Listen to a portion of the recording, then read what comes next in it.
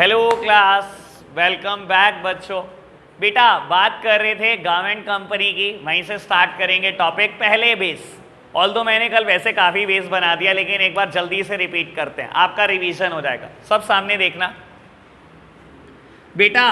अगर किसी कंपनी में गवर्नमेंट की होल्डिंग 51% या उससे ज़्यादा होती है तो बेटा हम हर उस कंपनी को गवर्नमेंट कंपनी बोलने लगते हैं।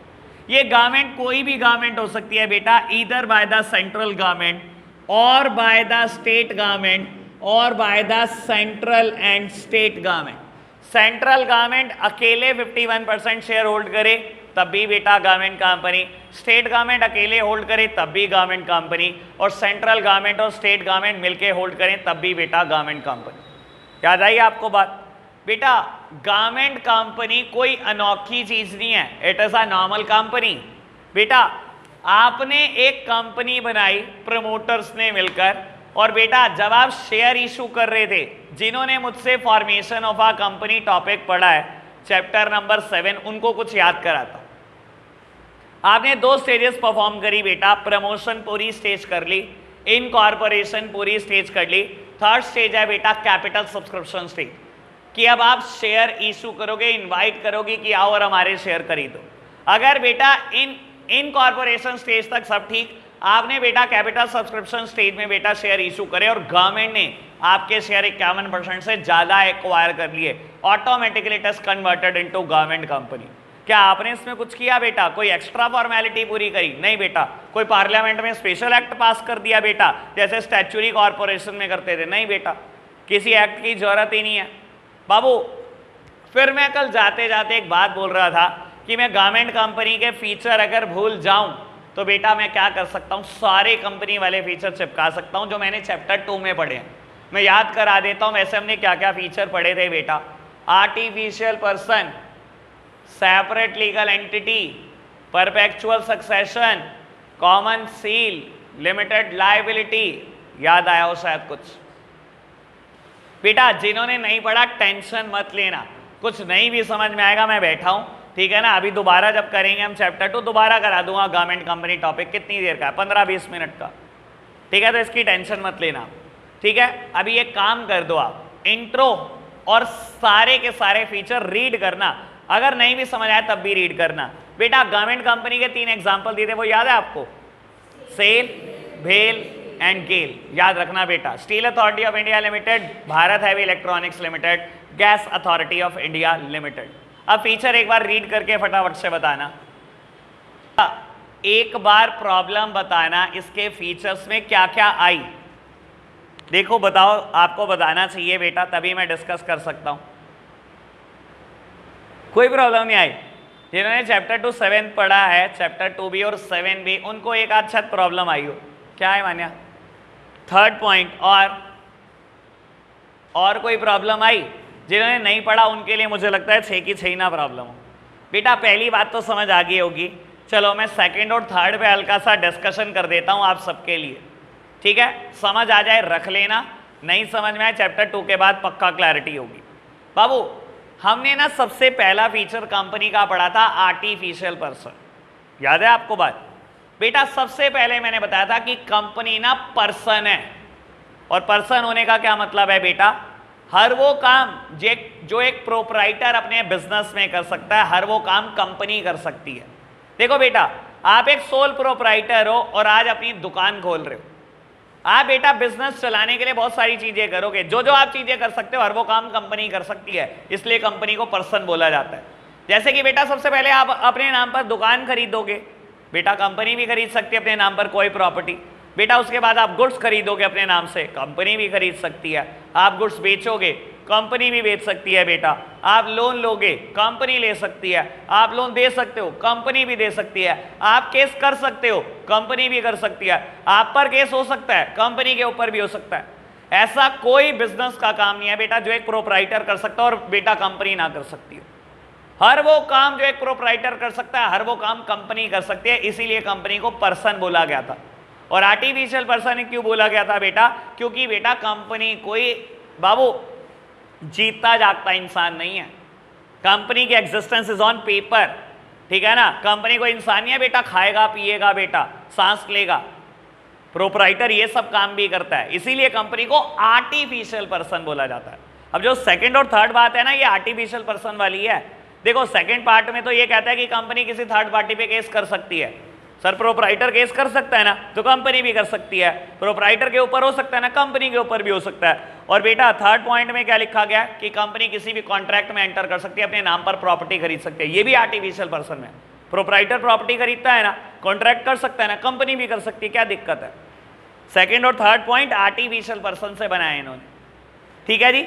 बेटा फोर्थ वन कहता है कंपनी का मैनेजमेंट कंपनी एक्ट के अकॉर्डिंग चलता है, जैसे कंपनी एक्ट में लिखा है। और आपको याद करा देता हूं कंपनी एक्ट में क्या लिखा है। कंपनी को मैनेज कौन करते हैं, कंपनी के बोर्ड ऑफ डायरेक्टर्स। याद आई बात। सर ये सारी बात ना पुरानी है, इस वजह से मुझे लगता है थोड़ी हौच पौच हुई होगी जिन बच्चों ने नहीं पढ़ा।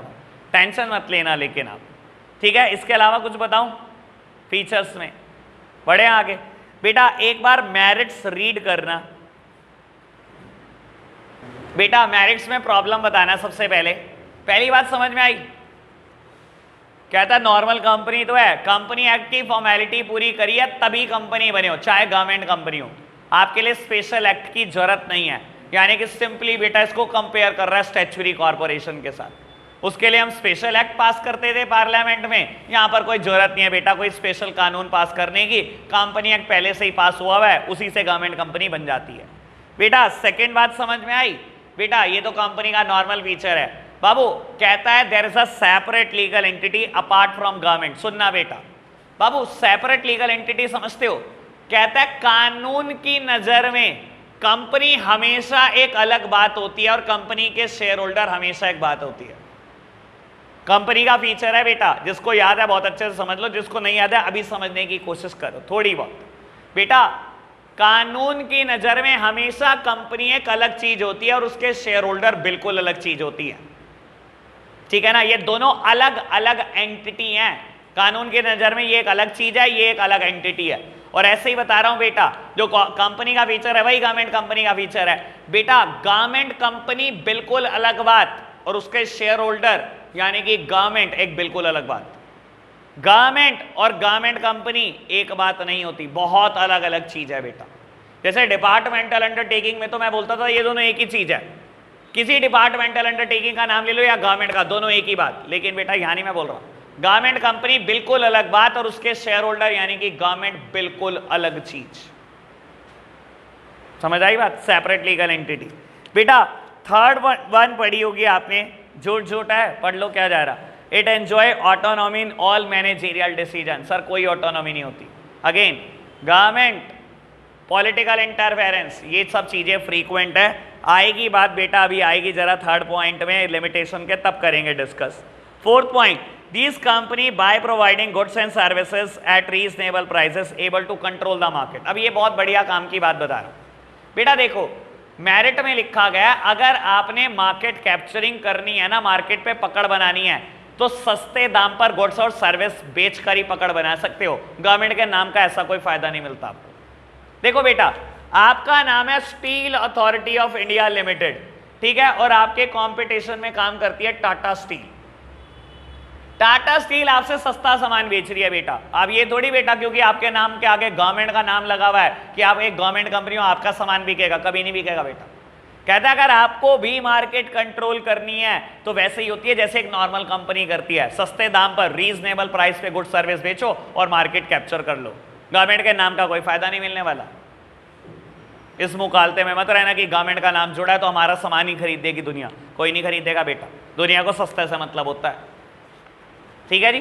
फटाफट से लिमिटेशन पढ़ रहे हैं हम, जल्दी से तीनों डीमेरिट पढ़कर बताओ बेटा।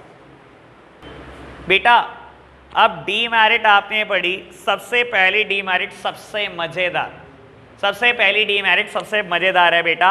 कहता है since the government is the only share holder in some of the companies the provision of the companies act does not have any much relevance. सुनना बेटा क्या कह रहा है। मैंने थोड़ी देर पहले आपको एक बात बताई थी कि बेटा, ऋतिक क्या हो गया तेरे को, आज चुप नहीं हो रहा तू बेटा। थोड़ी देर पहले मैंने एक बात बताई थी कि गवर्नमेंट कंपनी क्या होती है बेटा, वो कंपनी जो बेटा किसी भी वो कंपनी बेटा जिसमें गवर्नमेंट का शेयर 51% या उससे ज्यादा हो। बाबू जब मैंने लिखा है 51% या उससे ज्यादा, तो बेटा ऐसा हो सकता है किसी कंपनी में गवर्नमेंट का शेयर 100% हो। मैंने तो लिखा ना बेटा 51% या उससे ज्यादा भी हो सकता है, कितना भी ज्यादा हो सकता है। बेटा अगर गवर्नमेंट किसी कंपनी में 100% शेयर होल्ड करती है, वो भी गवर्नमेंट कंपनी तो ही। लिमिटेशन में लिखा है since the government is the only share holder in some of the companies. कुछ कंपनी ऐसी होती है जिसमें सिर्फ गवर्नमेंट ही शेयर होल्डर है, दैट सिंपली मींस कि गवर्नमेंट के पास उसके 100% शेयर है। कहता है कुछ कंपनियां ऐसी हैं जिसमें government is the only share holder, यानी कि गवर्नमेंट के पास ही 100% शेयर है। कहता है ऐसे केसेस में ना कंपनी एक्ट की कोई खास रेलेवेंस रह नहीं जाती। क्यों नहीं रह जाती बेटा? मैं बोलता हूं आपने कंपनी एक्ट का कोई प्रोविजन तोड़ दिया और कंपनी का रजिस्ट्रार आरओसी आपको नोटिस भेजना चाहता है, और बेटा आरओसी को पता लगा कि 100% शेयर इस कंपनी में गवर्नमेंट का है, 50 बार सोचेगा नोटिस भेजने से पहले। जिसने उसको अपॉइंट करा आरओसी उसको नोटिस भेज देगा? मुझे तो नहीं लगता बेटा भेज देगा। यही तो पॉलिटिकल इंटरफेरेंस होती है, और किसको कहते हो आप? समझ आई बात? अभी पॉलिटिकल इंटरफेरेंस का एक और एग्जांपल भी दूंगा आपको। बेटा second one, it is not answerable directly to the parliament. अगर आप देखोगे बेटा डिपार्टमेंटल अंडरटेकिंग भी पार्लियामेंट में जवाब देती है। जो मैंने हमेशा एक बात बोली है, जो चीज आपको बना रही है ना जवाबदेही बेटा आपकी उसी के लिए होती है। डिपार्टमेंटल अंडरटेकिंग भी वहां जवाब देती है, स्टैच्यूटरी कॉर्पोरेशन भी जवाब वहां देती है। बेटा आप क्यों नहीं देते पार्लियामेंट में जवाब? आपको पार्लियामेंट ने नहीं बनाया, आपने कंपनी एक्ट के प्रोविजन फुलफिल करके बने हो बेटा। अगर आपको कभी जवाब देनी भी पड़ा, जवाब तो आरओसी को दोगे, रजिस्ट्रार ऑफ कंपनी को दोगे, उसने आपको अप्रूव करा, उसने बनाया। आप कोई गलती करोगे जवाब मांगने की जिम्मेदारी इसकी है, पार्लियामेंट की नहीं। कोई भी गवर्नमेंट कंपनी पार्लियामेंट में जवाब नहीं देती, पार्लियामेंट ने नहीं बनाया। आपको समझ में आ रहा होगा डिफरेंस शायद। एंड लास्ट वन बेटा, the government company are treated as the personal property of the minister, the interference of minister is frequent. ये तो मेरा फेवरेट मुद्दा है, हमेशा बोलता हूं इस पर। बेटा देखो एक बात समझो, मैंने पहले ही बोला था कि कोई भी नहीं छूटा हुआ बेटा इंटरफेरेंस से, ना डिपार्टमेंटल अंडरटेकिंग, ना स्टैच्यूटरी कॉर्पोरेशन, ना गवर्नमेंट कंपनी। आपको एक बात बताता हूं बेटा, दो गवर्नमेंट डिपार्टमेंट में ना मैंने आज तक कभी कोऑर्डिनेशन नहीं देखा। और कोऑर्डिनेशन क्या बेटा, एक दूसरे की चोरी आप ही कर रहे होते हो। आप एक गवर्नमेंट कंपनी हो, बोलने के लिए बोला जाता है आपको बहुत फ्रीडम है, कोई पॉलिटिकल इंटरफेरेंस नहीं। कितनी पॉलिटिकल इंटरफेरेंस है? आपने अपने ही दूसरे डिपार्टमेंट के बिजली के बिल हजारों लाखों कई करोड़ों के रोके होते हैं, और कोई हिम्मत भी नहीं करता आपसे मांग ले। पता है इस पे बहुत सारे इंसिडेंट भी हुए हैं बेटा पास्ट में। अरे नॉर्मली एक बात सोचकर देखो, पुलिस चौकियों ने बकाया देना होता है कितना कितना बिजली के बिल का। अभी रिसेंट पास्ट में एक इंसिडेंट हुआ कोविड के टाइम पर, पता है आपको? कोविड के टाइम पर एक इंसिडेंट हुआ, एक बेटा पर्सन इलेक्ट्रिसिटी डिपार्टमेंट से बहुत जल्दी में ना बेटा एक ट्रांसफार्मर में कहीं ब्लास्ट ब्लूस्ट हो गया था, वो शायद सुना हो आपने, वो ठीक करने जा रहा था, ठीक है ना, और शायद मास्क नीचे था, पता नहीं क्या हुआ, पुलिस वाले ने रोक दिया। उसने कहा सर मेरे को बहुत अर्जेंट जाना है, वहाँ पर ट्रांसफार्मर में आग लगी है या कुछ। कहता नहीं, या तो आप ओवर स्पीड पर थे, आपका मास्क नीचे था, उसने चालान बना दिया। कहता अच्छा ऐसी बात है, आप हमारी नहीं कदर कर रहे। वो वापस गया अपने डिपार्टमेंट में, उसने फाइल खंगाली इस पुलिस चौकी का बकाया बिल कितना है। बिजली का बिल था 90,000, उसने लाइन काट दी। पूरी रात बेटा पुलिस स्टेशन में लाइट नहीं आई, और न्यूज़पेपर में छपी बात। मैं बोलता हूं बेटा कितनी पॉलिटिकल इंटरफेरेंस है।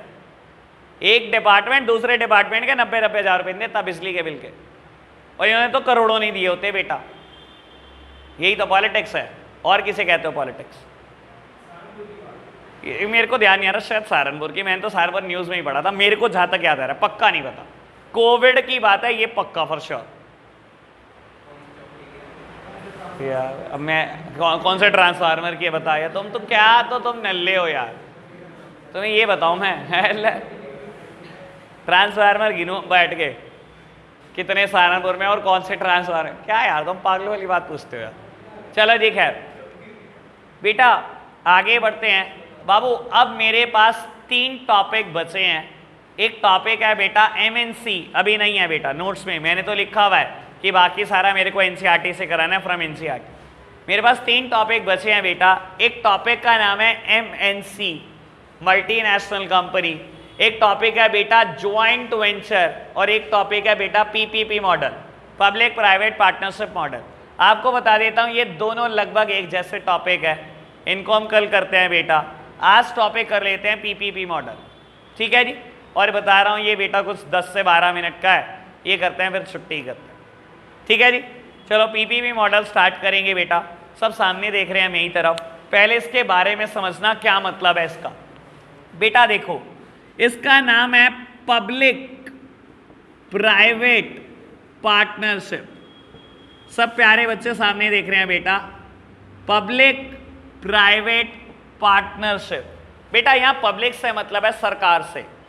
सरकार ने जब भी बेटा किसी प्राइवेट एंटिटी के साथ पार्टनरशिप करती है बेटा, हम इसे बोलते हैं पीपीपी मॉडल, ठीक है। इसको बहुत क्लैरिटी से समझना। जब गवर्नमेंट को लगता है ना यार कोई खर्चा गवर्नमेंट के लिए ऐसा है जो गवर्नमेंट नहीं कर सकती, इतना ज़्यादा उस पर स्पेंट होना है कि गवर्नमेंट स्पेंट नहीं करना चाहती, तो गवर्नमेंट बेटा क्या करती है, कुछ चीज़ों के लिए प्राइवेट एंटिटीज़ के साथ हैंडशेक कर लेती है। और आपको बता देता हूँ बेटा, इंडिया में पीपीपी मॉडल से बेटा एक साल में कम से कम 5 लाख करोड़ की कंस्ट्रक्शन होती है। 5 लाख करोड़ कम से कम। अभी समझते जाना बेटा। आपको बता देता हूं जितनी अच्छे अच्छे हाईवे आपने देखे होंगे ना, जितने अच्छे अच्छे हाईवे सब पीपीपी मॉडल में बने हुए, ठीक है ना। आपने बेटा दिल्ली में नाम सुना होगा इंदिरा गांधी इंटरनेशनल एयरपोर्ट, अभी एशिया का बढ़िया एयरपोर्ट में से एक है। उसका T3 टर्मिनल 3, ठीक है ना, जिससे सबसे ज्यादा इंटरनेशनल फ्लाइट फ्लाई करती हैं बेटा। अगेन बता देता हूं वो भी पीपीपी मॉडल में बना है। अब मैं स्टार्ट करता हूं, बात समझना बेटा। इंडिया में ना पीपीपी मॉडल यूज करते टाइम एक सिस्टम लगाया जाता है जिसको मैं हमेशा प्यार से बोलता हूं बोर्ड सिस्टम। ये समझना, मैं पक्का बोल रहा हूं बेटा, मैंने प्रैक्टिकली इस मॉडल पे काम किया हुआ है। मेरे से बेटर बता नहीं पाएगा ये कोई, पढ़ लेना चाहे आपने स्कूल में, समझ कुछ नहीं आएगा। मैंने प्रैक्टिकली काम कर रखा है इस मॉडल पे, ज्यादा क्लैरिटी से समझा दूंगा बेटा। इंडिया में पीपीपी मॉडल में बेटा एक टर्म जरूर यूज होती है जिसे हम बोलते हैं बॉट। बॉट क्या होता है बेटा, बिल्ड ऑपरेट एंड ट्रांसफर। अभी समझ में आना शुरू होगा बाबू। मान लो इंडियन गवर्नमेंट ने हाईवे कंस्ट्रक्ट करना है दिल्ली टू मुंबई, ठीक है बेटा। हाईवे की कॉस्ट आनी है 50,000 करोड़ और बेटा 5 साल में बनकर तैयार होगा। गवर्नमेंट ने बोला यार 50,000 करोड़, इतना तो हम स्पेंड नहीं करना चाहते, ठीक है ना। गवर्नमेंट ने बोला मेरे पास तो 10,000 करोड़ है। बेटा देखो सारी जगह सरकार की है, लेकिन बेटा जो उन्होंने रास्ता निकाला ना, कुछ शहरों से होकर जा रहा था, तो शहर की जगह खरीदनी पड़ी। गवर्नमेंट ने 10,000 करोड़ खर्च करके बेटा वो जगह खरीदी, ठीक है। और बेटा किसी कंपनी को इन्वाइट करा कि आप हमारे लिए हाईवे कंस्ट्रक्ट कर दो।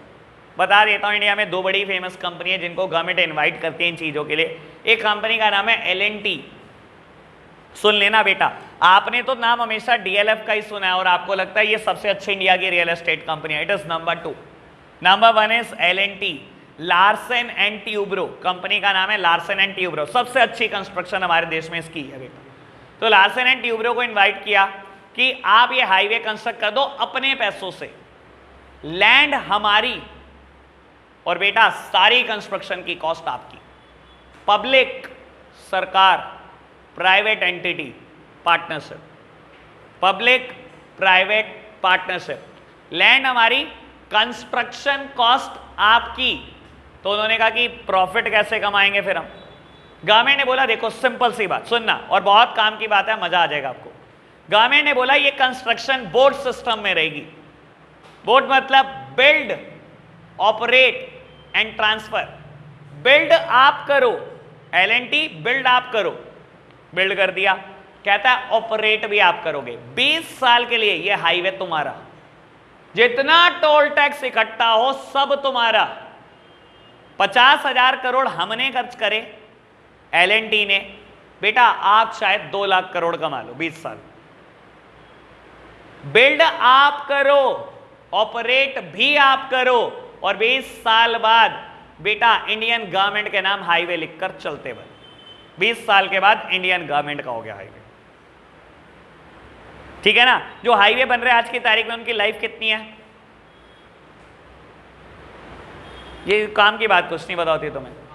इंस्टाग्राम पे एक नई अपडेट आई है, हाँ ये पता होगा बेटा आज की तारीख में कोई भी हाईवे बन रहा है पिछले 5 से 7 साल में जो भी बना है, सबकी लाइफ 100 साल है, सबकी लाइफ 100 साल है बेटा। 20 साल में अगर चली भी गए आप, 80 साल तो गवर्नमेंट के। ये तो सोचो, क्या 20 साल में आप कमाओगे नहीं? भाई इतना टोल टैक्स आज की तारीख में, आप घर से निकलो, मुझे लगता है इंसान टोल टैक्स देने के लिए ही निकलता है। हर जगह पे तो हाईवे है, हर जगह पे हाईवे है, आप टोल टैक्स देने ही निकलते हो। मुझे तो कभी कभी ऐसा ही लगता है बेटा। समझ रहे हो इस बात को बेटा? It is a board system. Build आपने किया, ऑपरेट आप करोगे, ट्रांसफर आप करोगे। दिल्ली मेट्रो बोर्ड सिस्टम में है, पता नहीं होगा आपको। L&T ने ही बनाया terminal 3, Indira Gandhi international airport terminal 3 किसका बनाया हुआ है बेटा? L&T, वो भी बोर्ड सिस्टम में है बेटा। 20 साल किसके पास है बेटा? L&T के पास है। आपको पता है बेटा जितने भी प्लेन के लैंडिंग चार्जेस, पार्किंग चार्जेस, जो भी टर्मिनल 3 पे प्लेन लैंड करता है या पार्क हुआ होता है, सबके चार्जेस L&T को मिलते हैं। और बता देता हूं, सहारनपुर में भी बहुत सारी कंस्ट्रक्शन PPP मॉडल में है, उसके कॉन्ट्रैक्ट आपके सामने खड़े हुए शख्स नहीं लिखे। ठीक है ना बाबू? क्लार्क, हाँ ये, हाँ जनकपुरी चौक क्लार्क होटल वाला चौक है बाबू। आपने देखा होगा ज्ञानानंद जी महाराज जी के नाम पर वो पोस्टर लगा हुआ है उस चौक पे। ठीक है ना। ये आज से 1.5 से 2 साल पहले मैंने कॉन्ट्रैक्ट लिखा था। ज्ञानानंद जी महाराज इज द फर्स्ट पार्टी और बेटा DMSSP of Saharanpur is the second party. ठीक है ना। और बेटा PPP मॉडल में है। जगह किसने दी बेटा? गवर्नमेंट ने दी। ठीक है ना। कंस्ट्रक्शन कौन कर रहा है? एक प्राइवेट एंटिटी कर रही है बाबू। उनकी बस इतनी सी शर्त थी कि इसका नाम फ्यूचर में गीता चौक हो जाए और मैं इसके ऊपर गीता के उपदेश लिखना चाहता हूँ। उनकी ये शर्त थी। उन्होंने कहा बिल्ड मैं करूँगा, ऑपरेट भी मैं करूँगा, मुझे कुछ इनकम नहीं चाहिए इससे, बस मैं इनकम के लिए नहीं कर रहा हूँ ये, मुझे बस गीता के उपदेश लिखवाने हैं। ठीक है ना। और 5 साल के बाद मैं आपको ट्रांसफ़र कर दूंगा वापस के वापस। आपको बता देता हूँ, ऐसे ही उन्होंने ज्ञानानंद जी महाराज जी ने हरियाणा में बहुत सारी सिटी में 5-5, 7-7 चौक बिल्कुल रिपेयर करें जीरो से उठाकर। समझ में आई बात बेटा? PPP मॉडल क्या होता है, BOT क्या होता है बेटा? क्लियर बात? हाँ जी, कुछ कह रहे था कोई? बस फिनिश करें। अरे बस जल्दी हो रहा है यार, MNC खत्म कर दो यार। अरे कर लो थोड़ा सा यार, चलो इधर देखना मेरी तरफ। अरे खत्म कर देता हूँ, थोड़ा सा ही है। चल इंट्रो बता देता हूँ, ठीक है ना, ताकि कल इंट्रो पे मेहनत ना करो। बेटा एक इंट्रो सुन लो इन दोनों के बारे में, इंट्रो समझ में आ जाएगा, कल मेहनत करने से बच जाएंगे काफी। बेटा MNC नाम है बेटा मल्टी नेशन कंपनी। और बेटा जब किसी से आप पूछते हो ना मल्टीनेशनल कंपनी क्या होता है, बेटा कोई बताता है जिस कंपनी के पास 50,000 करोड़ों या लाख करोड़ों, वो मल्टीनेशनल कंपनी। डिफाइन किसी से नहीं किया जाता मल्टीनेशनल कंपनी क्या है। मैं कहता हूं नाम में सब कुछ है, नाम में लिखा है मल्टी नेशन कंपनी। वो कंपनी जो एक से ज्यादा नेशन में गई हो, वो कंपनी मल्टीनेशनल कंपनी। हर वो कंपनी जो एक नेशन से ज्यादा नेशन में ऑपरेट करती हो, हर वो कंपनी मल्टीनेशनल कंपनी है।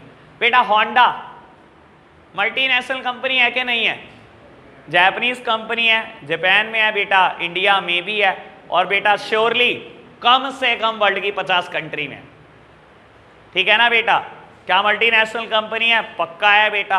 बाबू व्हाट अबाउट फोक्सवैगन? मैं हमेशा बोलता हूं इसके बारे में बेटा, ठीक है ना। आपको पता है Volkswagen is the world's largest factory. Reliance is on number 2। दुनिया की सबसे बड़ी फैक्ट्री है फोक्सवैगन की। ऑडी में इंजन किसका? फोक्सवैगन। मर्सिडीज में इंजन किसका? फोक्सवैगन। जितनी मर्जी बड़ी कार का नाम ले लेना बेटा, इंजन फोक्सवैगन का ही मिलेगा।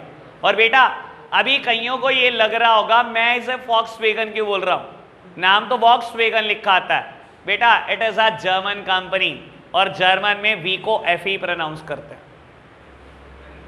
ऐड देख लेना, कभी नहीं बोलता वॉक्सवैगन, हमेशा बोलता है फॉक्सवैगन।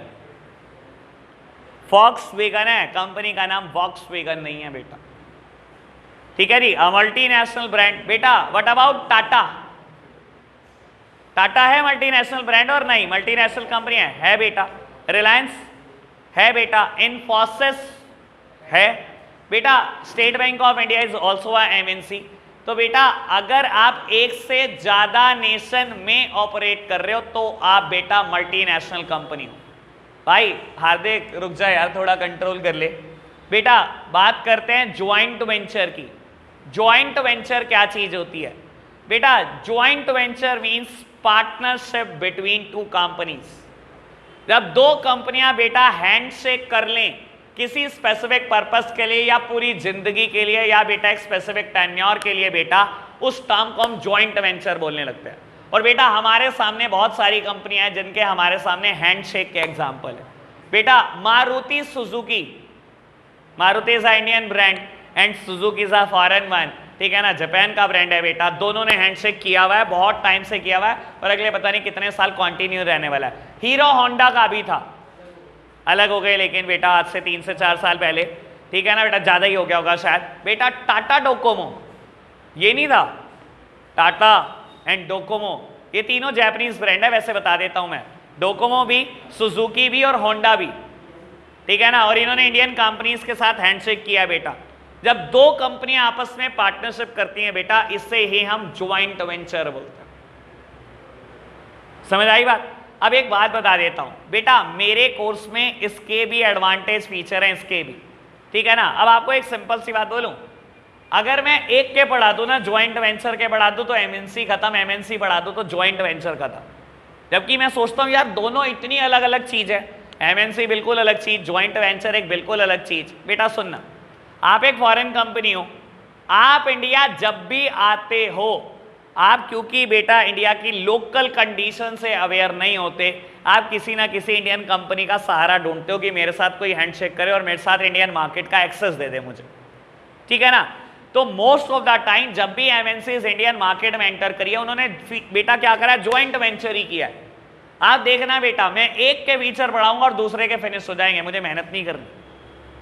यानी कि कल मेरा कुछ मुद्दा सिर्फ 15 मिनट का है, मैं 15 मिनट एक टॉपिक पे बोल दो, मैं कंफर्म करूंगा देखो इसमें सेम हेडिंग है, इसमें सेम हेडिंग है क्या, बिल्कुल सेम है, देख लेना कल यही होगा। सिर्फ 15 मिनट मुझे लगाने हैं बेटा।